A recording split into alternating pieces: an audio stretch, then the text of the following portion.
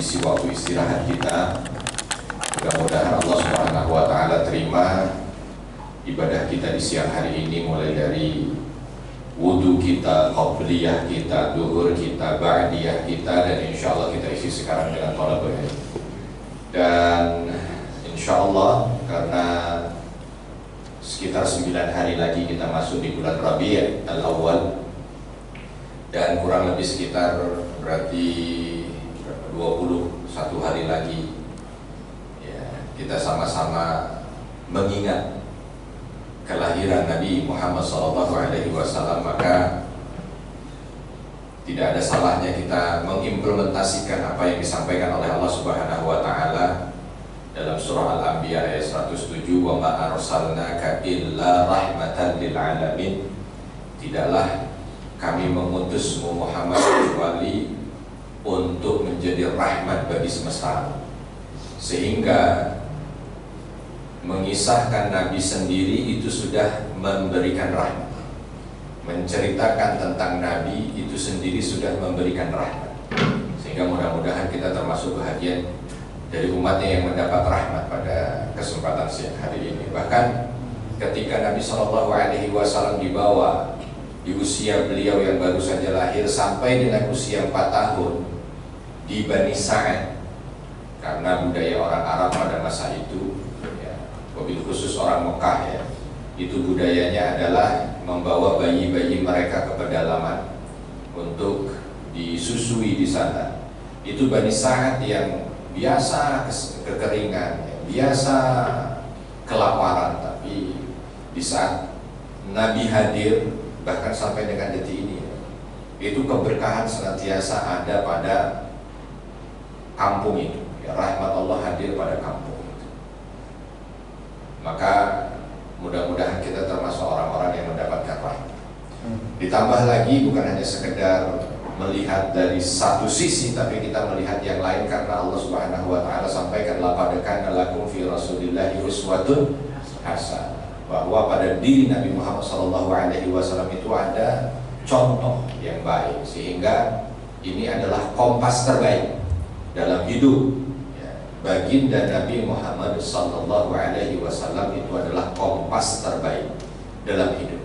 Nah, waktu kita singkat, tentu kita tidak berpanjang lebar, dan kita mencoba untuk mengambil 1-2 sisi yang mungkin bisa menjadi panduan kita ketika kita membicarakan tentang lahirnya Nabi Muhammad SAW. Memang ya, akan banyak sekali kisah-kisah,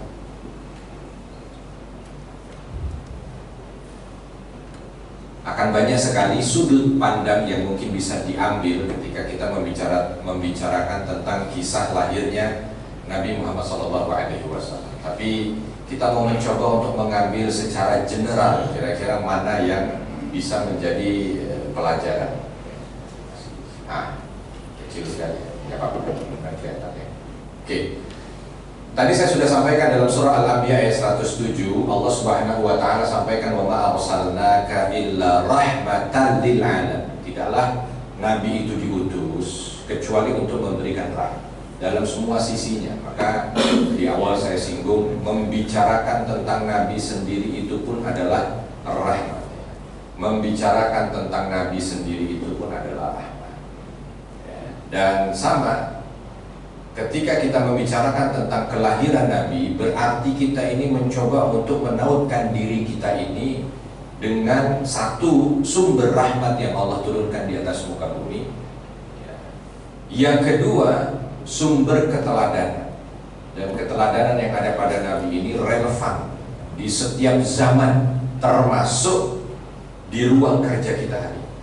Karena kita di lokasi yang di lokasi yang mungkin homogen bagi kita, kerja di satu kantor, dan di zaman yang mungkin juga sama di antara kita. Nah, kalau ada pertanyaan kenapa kita membahasnya? Satu, mengenal teladan. Karena Nabi SAW satu-satunya manusia yang mendapatkan jaminan dari Allah untuk diikuti dan yang mengikuti selamat ya. Jadi mustahil meneladani seseorang itu tanpa mengenal perjalanan hidupnya. Kalau umpama kita laqad kana lakum fi rasulillahi uswatun hasanah, di dalam jiwa atau di dalam Nabi itu ada suri tauladan. Mustahil kita mengikuti dan meneladani tanpa kita mengenal perjalanan hidupnya. Nah, kelahiran itu titik awal ya, dari kisah agung manusia mulia. Lalu yang berikutnya, dalail nubuwah. Dari lahirnya saja Nabi SAW itu syarat tanda kenabian.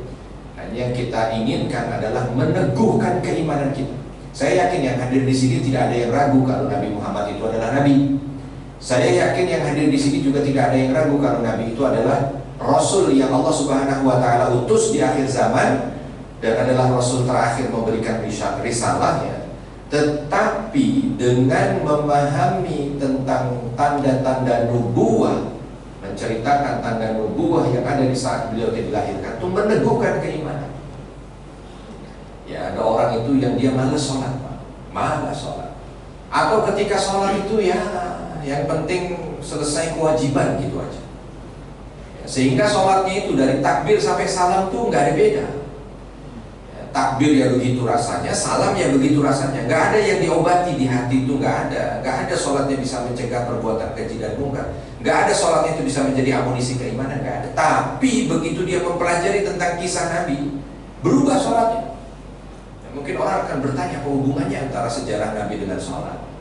Ya, memang hubungannya tidak langsung, tetapi hubungan ini dipastikan ada oleh Allah Subhanahu Wa Taala. Seperti orang, mata saya agak rabun ini, atau mata saya agak kurang sehat. Oh, kamu kurang vitamin A. Kalau begitu makan wortel contoh. Orang nggak akan melihat secara langsung apa hubungannya antara wortel dan mata. Tapi ketika dia itu yakin prosesnya, ketika dia makan akan menghasilkan sesuatu yang bermanfaat untuk mata, nah itulah ceritanya. Ya, maka dia harus dicerna oleh tubuh. Lalu dia akan menjadi vitamin bagi mata. Itulah dia dalail nubuwah. Dan yang ketiga, kita mencoba untuk melihat nilai aplikatif. Nah, baik, kita akan lihat bagaimana cerita dunia menjelang kelahiran Nabi Muhammad SAW. Memang kita menyebutnya selalu zaman itu adalah zaman jahiliyah. Kita menceritakan bagaimana kondisi dunia saat Nabi lahir.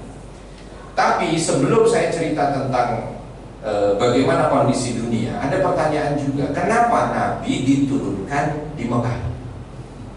Kenapa Nabi diturunkan di Mekah? Kenapa Nabi tidak diturunkan? Apa waktu itu di Indonesia sedang ada apa? Tahun 570, 560 Masehi itu kerajaan apa di Indonesia? Ada yang tahu kerajaannya? Misalkan Kalingga misalkan. Kenapa tidak turun di situ? Karena Republik Indonesia belum ada. Atau kenapa tidak turun di Baitul Maqdis, di Masjidil Aqsa yang tanah Syam itu sudah tahun turun-temurun tuh para nabi ada di sana. Biasanya orang akan menjawab, Nabi itu diutus di Mekah sebab Mekah itu jahiliyah. Padahal kalau mau dilihat, yang jahiliyah itu bukan Mekah, sebab semua kejahiliyahan yang ada di Mekah itu impor. Ya. Kenapa? Contoh, kalau kita bicara Mekah di saat Nabi lahir itu menyembah berhala. Mekah di saat Nabi diutus itu Ka'bah isinya berhala, betul. Tetapi itu impor. Sebab berhala bukan produk asli orang Mekah. Ada seorang pimpinan jauh sebelum Nabi yang memimpin Mekah, namanya Amr bin Luhai. Ini diantara raja Arab atau raja Mekah. Ya. Di saat Mekah tuh Ka'bah belum ada berhala. Ini orang yang pertama kali bawa. Dan dia bawa dari mana? Dia bawa dari Romawi. Ketika dia lagi jalan ke Bizantium, di sana lagi kekeringan. Lalu dia lihat orang-orang sana itu menyembah berhala. Nggak lama dari menyembah berhala itu hujan. Akhirnya dia dekati sebagai raja, dia merasa wah ini cocok kalau dibawa ke tempat saya di Mekah yang gersang. Hanya sekedar ya rukuk sujud ya, tiba-tiba hujan, wah ini luar biasa. Akhirnya dia tawar sama yang jaga, boleh nggak saya bawa ini? Kata yang jaga itu, wah nggak bisa, kalau dibawa ini bisa disembelih orang satu Bizantium ya. Ya sudah kalau begitu, padahal berapapun kamu jual, saya beli, saya mau bawa ke kampung saya. Di mana kampungmu? Di Mekah. Oh. Tapi ternyata yang jaga berhala ini punya otak bisnis. Dia bilang, kalau yang ini nggak bisa kamu bawa, mustahil. Tapi kalau anaknya boleh. Ditanya sama Amr bin Luhai, kalau anaknya sakti nggak? Ya kurang lebih lah 11-12 sama bapak. Kalau kamu sembah, mungkin akan bikin seperti yang kamu lihat. Hujan turun, wah, dibeli, dibawa ini berhala, lalu ditaruh di Ka'bah. Inilah berhala pertama yang disembah. Lalu setelahnya lahir banyak berhala, bahkan sampai ke kanan kirinya. Taif ada Lata, lalu nanti ada Manat dan lain sebagainya. Ya. Nah ini berhala yang hadir pertama kali. Jadi memang ada, tapi itu impor. Ya, jadi kalau disebut kenapa hadir di Mekah, sebab hanya karena jahiliyah, bukan. Dan itu biasanya yang dihafal oleh kita. Yang dihafal oleh kita itu kenapa Nabi diutus di Mekah? Sebab masyarakatnya jahiliyah. Padahal kejahiliyahan yang ada di Mekah itu impor. Belum lagi jahiliyah yang mana, misalkan wadul banat, ya, jahiliyah mengubur, ya, wanita hidup-hidup, itu impor dari Persia. Ya. Lalu apa lagi? Menikah dengan model zina, ya, itu impor dari Mesir. Ya, orang dulu itu diantara pernikahan yang dilegalkan, dan itu yang paling banyak, itu adalah menikah hasil zina. Ya, jadi ketika ada seorang wanita dia hamil dan belum punya suami, maka ditunggu dulu sampai dia lahir. Ketika anaknya lahir, ditanya wanita itu, kamu tidur sama siapa aja? Oh, saya tidur sama fulan. 10 laki-laki dia sebut. 10 laki-laki dipanggil. Lalu bayi yang baru lahir itu ditempelkan ke wajah. Mana yang paling mirip? Wah, mirip sama fulan. Langsung sah jadi bapaknya. Ya kita sebut jahiliyah, tapi itu bukan produk asli Mekah. Impor dari Mesir. Belum lagi nanti impor model cara dagang ribawi, yang itu diimpor dari Romawi. Jadi semua, ya secara kesimpulannya, apa yang ada buruk di Mekah itu impor semua, bukan produk asli. Sehingga kalau kita bicara karena Mekah jahiliyah, ada sumbernya yang jauh lebih jahiliyah. Kalau sebabnya hanya karena jahiliyah, ya Nabi harusnya diutus di sumbernya itu, bukan diutus di Mekah. Sehingga Nabi itu diutus di Mekah bukan karena jahiliyahnya, tapi Nabi diutus di Mekah itu minimal karena 3 hal, dan ini yang banyak disebut oleh para ahli sejarah. 1, diutus di Mekah karena Ka'bah. Ya. Nabi Muhammad itu Nabi akhir zaman. Kalau bukan Nabi akhir zaman, oke lah, terserah mau di mana aja. Tapi karena ini Nabi akhir zaman, maka menautkan Ka'bah dengan Nabi akhir zaman menjadi sangat relevan. Sebab Ka'bah itu adalah bangunan pertama yang ada di atas muka bumi, yang menjadi pusat ibadah untuk semua manusia dari zaman Nabi Adam, Nabi pertama. Nabi pertama Adam alaihi salam itu yang dilakukan ketika turun ke atas muka bumi itu 3. 1, taubat dan diterima. Setelah taubatnya diterima, diminta oleh Allah Subhanahu wa taala untuk membangun Ka'bah, meninggikan Ka'bah. Baru setelahnya 40 tahun berikutnya membangun Masjidil Aqsa. Itu perintah yang ketiga. Jadi yang pertama kali dibangun oleh Nabi pertama di atas muka bumi, Ka'bah. Nabi tengah, Nabi Ibrahim, ketika datang lagi ke sana, Ka'bah sudah hancur, ya, dengan berbagai macam dinamika dunia. Ada yang mengatakan ini hancur sebab bah yang ada di masa Nabi Nuh, sehingga rata kembali dengan tanah. Diminta untuk meninggikan kembali. Jadi masa awal Ka'bah, masa tengah Ka'bah, Nabi akhir masa akhir adalah Nabi Muhammad juga Ka'bah. Itu yang pertama. Yang kedua, ya, jadi nanti Bapak Ibu kalau lagi tawaf di Ka'bah itu sambil lihat Ka'bah, oh alasan inilah dia kenapa Nabi akhir zaman itu diutusnya di sini. Alasannya Ka'bah. Yang kedua, alasan bahasa. Sebab memang Nabi akhir zaman ini akan membawa satu mukjizat yang menjadi yang menjadi panduan, bukan cuma sekedar setahun, 2 tahun, 100, 200 tahun, tapi sampai akhir zaman. Ya, kita perlu tahu Bapak-bapak bahwa Nabi yang bisa Allah berikan penjagaan syariatnya tidak hilang itu dengan jangka waktu yang lama, itu hanya Nabi Muhammad. Nabi yang lain itu jarak hanya 10-20 tahun ditinggal oleh nabinya. Kalau tidak diutus nabi lain, sesat. Itu cerita yang ada. Makanya kenapa Nabi itu sampai 124.000 Nabi. Ya, dalam hadis riwayat Muslim itu ketika Nabi sedang Isra ke Masjidil Aqsa, bertemu dengan semua Nabi yang pernah Allah turunkan di atas muka bumi itu 124.000. Sebab tidak ada Nabi yang diutus muka bumi ini ketika meninggal dunia jarak 10-20 tahun, kalau tidak diutus Nabi baru, sesat mereka semua. Nah kita ini Masya Allah sudah 1400 tahun kurang lebih dari wafatnya Nabi. Itu sampai dengan sekarang sholat duhur masih 4 rakaat. Ini lain ceritanya kalau bukan umatnya Nabi Muhammad. Takbiratul ihramnya masih begini, rukuk sujudnya masih lengkap, puasanya masih 30 hari, mulai dari subuh sampai maghrib. Kalau bukan umat Nabi Muhammad, itu sudah diotak-atik. Sudah diotak-atik. Mungkin puasanya bukan imsak subuh buka maghrib, tapi imsak maghrib buka subuh. Kira-kira lebih enak mana Pak puasa itu?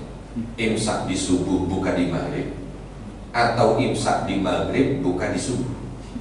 Kan kalau mau dilihat dari sisi ya, coba bayangkan adzan maghrib Allahu Akbar, imsak ya, dan nunggu sampai isya, taraweh, tidur, bangun, buka puasa. Wah itu yang puasa lebih banyak Pak ya, puasa lebih banyak. Orang-orang yang mungkin saat ini takut ya, nggak puasa karena kehausan, jadi puasa itu. Ya, orang-orang kebaikan jadi lebih banyak. Otak manusia main, selesai udah. Dan begitu terus. Jangan dikira agama sebelum kita tidak begitu, Pak. Begitu. Ya, tanya aja sama Yahudi. Ya, ada Yahudi di sini? Nggak ada.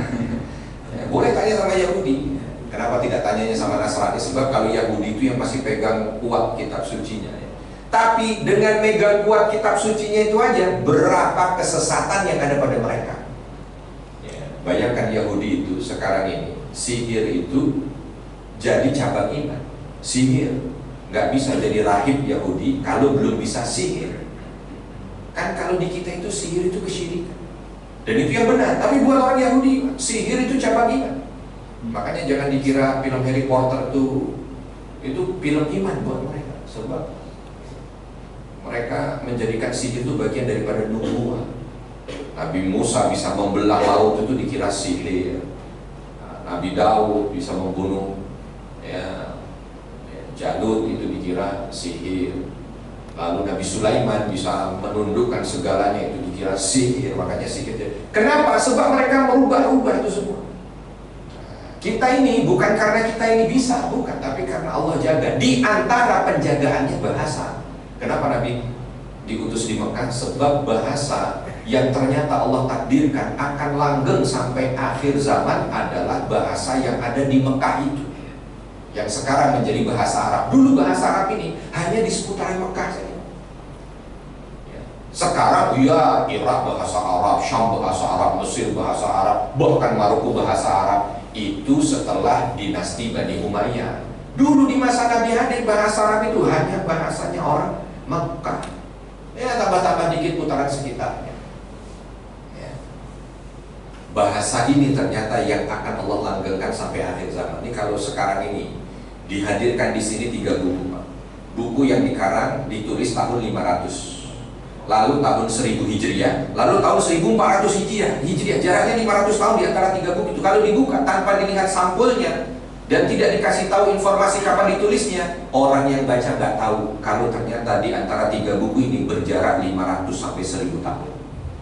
Sekarang kalau bahasa kita aja, bahasa Indonesia misalnya, mana ada jarak 500 tahun, belum ada bahasa Indonesia belum ada. Atau bahasa Inggris, beda. Ya, saya dapat informasi menguatkan ketika saya bawa jamaah saya waktu itu ke Aqsa.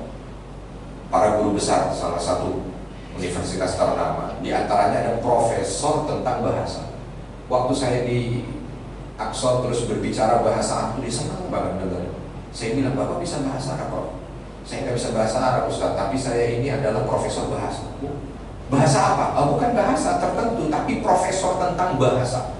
Bagaimana menilai satu bahasa segala macam. Ustaz tahu kenapa saya suka dengarkan bahasa Arab? Sebab inilah dia satu-satunya bahasa yang tidak akan mungkin pernah berubah. Sebab dia yang punya lengkap semua unsur membuat bahasa ini langgeng. Hanya bahasa Arab itu yang ada dari semua bahasa yang ada di atas muka bumi, dan dia sudah mempelajarinya semua. Oh, berarti benar ketika ahli sejarah mengatakan alasan Nabi diutus di Mekah sebab bahasa. Kenapa? Bayangkan kalau itu turun dengan tempat yang bahasanya sudah punah, terus bagaimana kita mau mempelajari kitab suci? Belum lagi bahasa ini punya kekuatan. Ya. Pernah taraweh di Mekah, kanan saya orang Cina, kiri orang Afrika, saya orang Indonesia. Kita sholat taraweh itu, mendengarkan apa yang dibaca oleh imam, kanan kiri ini nangis. Saya kira ini kanan kiri bisa bahasa Arab. Saya udah pede, alhamdulillah ada teman ngobrol, berarti kalau dia bisa bahasa Arab. Sebab dibaca ayat-ayat itu nangis.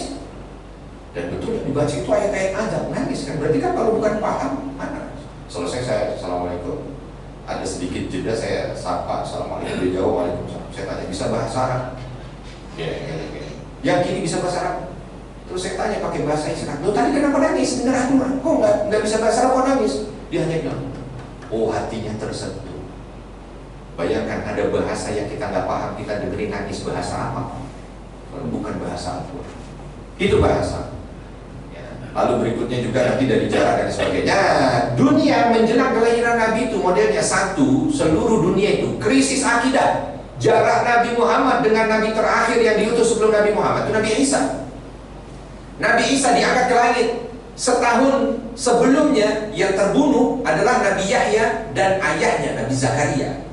Ya, jadi jarak terdekat dengan Nabi Muhammad adalah Nabi Isa, bukan Nabi Yahya, Nabi Zakaria. Karena Nabi Isa diangkat ke langit itu setahun setelah Nabi Yahya dibunuh oleh gubernur Romawi kala itu. Dan begitu juga dengan Nabi Zakaria. Jaraknya kurang lebih sekitar 500 tahun. Wah, itu udah krisis akidah.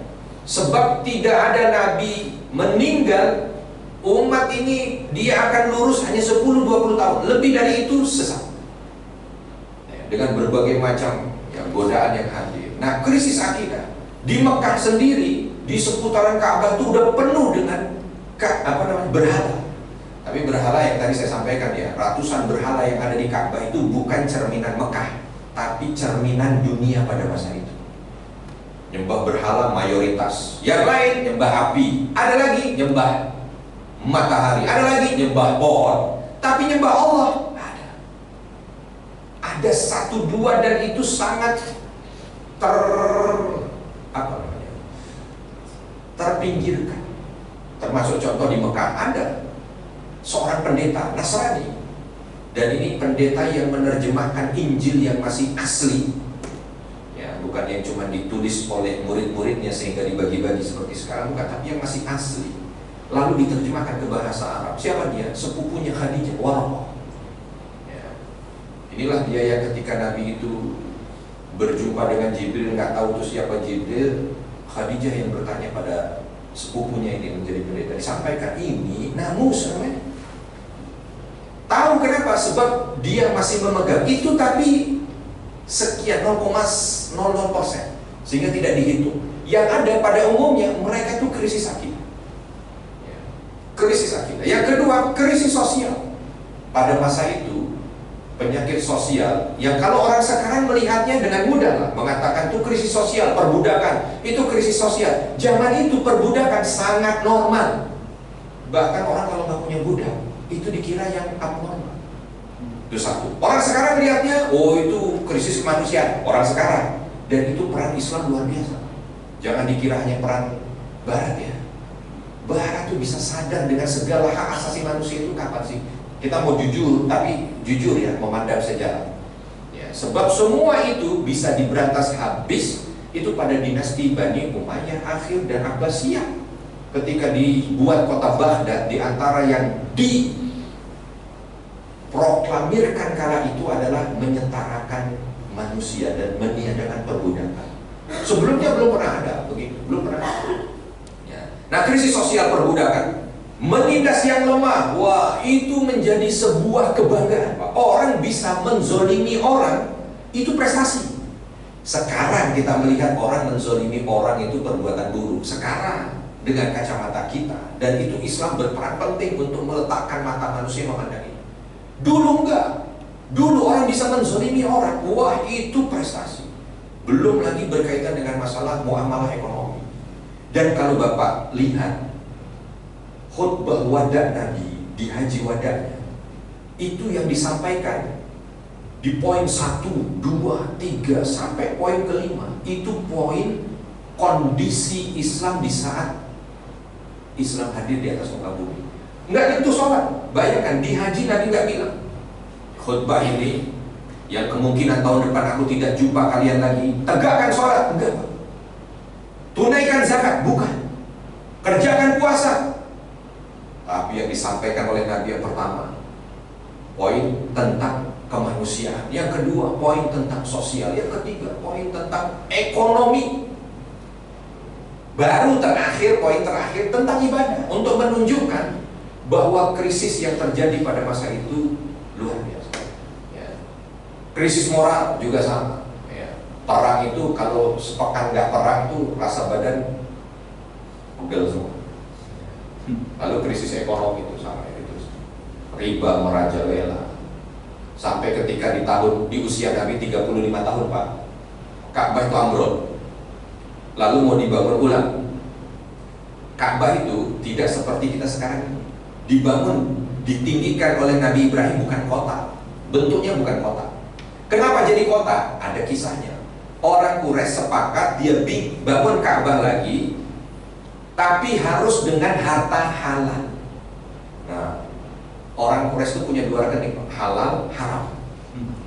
Begitu dikumpulkan yang halal semua itu, nggak cukup. Kalau mau yang haram, mau bikin model Ka'bah seperti itu 1000 cukup duitnya. Cuman haram. Begitu yang halal, nah. Yang halal ini paling cuma 10.000, 20.000. Begitu yang haram, emas 70. Banyak ya, sampai puluhan kilogram. Tapi itulah dia krisis ekonomi. Islam hadir meluruskan itu semua. Nah, udah habis waktunya.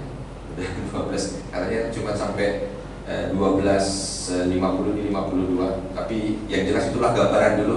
Lalu Nabi SAW lahir membawa kebaikan demi kebaikan. Tidak saat lahirnya langsung berubah, enggak.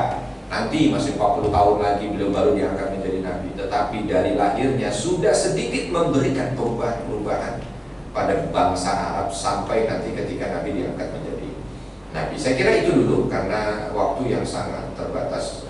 Tadi diminta untuk selesai 10 menit sebelum jam 1, tinggal tersisa 5 menit sebelum jam 1. Mungkin kalau ada yang ingin bertanya, dipersilakan.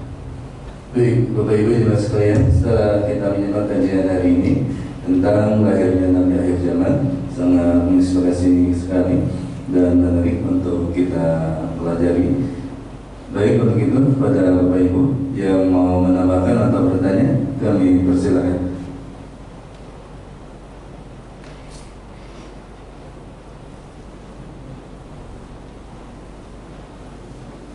Dipersilakan, ada yang mau bertanya? Kalau tidak ada, kita tutup doa. Silakan kalau ada yang ingin bertanya.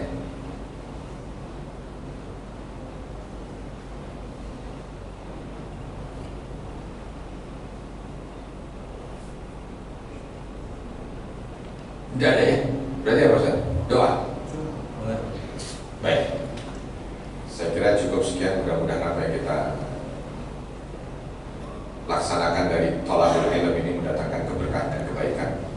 Dan mudah-mudahan kita termasuk bahagian orang-orang yang mendapatkan rahmat dari Allah Subhanahu wa taala, menjadi umat Nabi yang bahagia dan semangat untuk mempelajari bagaimana kisah Rasulullah SAW. Dan insya Allah mudah-mudahan bulan Rabiul Awal seperti namanya Rabi yang menumbuhkan bunga-bunga, termasuk yang menumbuhkan bunga-bunga semangat yang hadir di hati kita untuk mempelajari sejarah Nabi dengan keinginan mendapatkan rahmat dan kebaikan dari Allah Subhanahu wa taala. Subhanallah wa bihamdika asyhadu an la ilaha illa anta astaghfiruka wa atubu ilaik. Assalamualaikum warahmatullahi wabarakatuh. Waalaikumsalam warahmatullahi wabarakatuh. Terima kasih, dan untuk kajian Senin besok berjumpa dengan kajian fikih ibadah bersama Ustaz Muhammad Soim. Terima kasih. Assalamualaikum warahmatullahi wabarakatuh. Waalaikumsalam warahmatullahi wabarakatuh.